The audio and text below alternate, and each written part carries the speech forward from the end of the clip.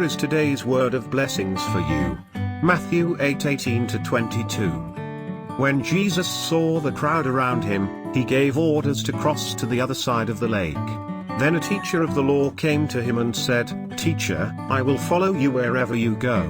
Jesus replied, "Foxes have dens and birds have nests, but the Son of Man has no place to lay his head."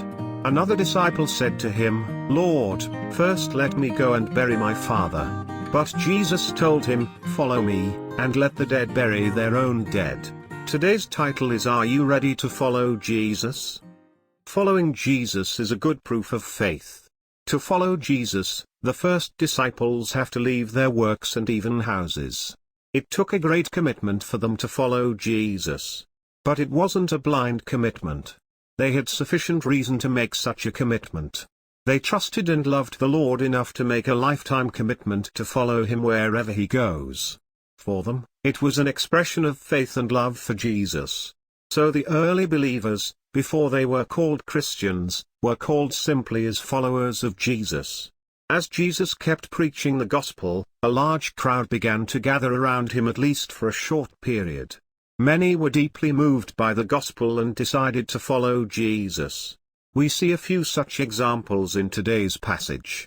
A teacher of the law wanted to follow Jesus. He says, "Teacher, I will follow you wherever you go." But Jesus says, "Foxes have dens and birds have nests, but the Son of Man has no place to lay his head." It seems that the teacher of the law did not insist on following Jesus anymore. Another disciple wanted to follow Jesus. But he wanted to go and bury his deceased father first. Jesus corrected his attitude. These two persons seemed to be highly eager to follow Jesus. But Jesus didn't accept them readily. What was wrong with them? The first person might have not known the hardships in following Jesus. Following Jesus is not without cost. Jesus told his disciples to deny themselves and take up their own cross to follow him. The second person wasn't fully aware of the urgency of following Jesus, unlike the early disciples. Jesus, of course, wants us to follow him.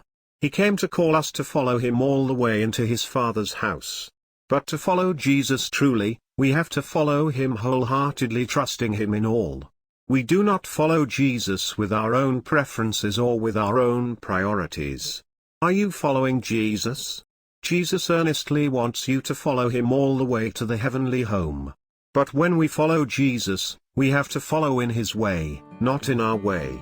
Let us follow Jesus in his way step by step.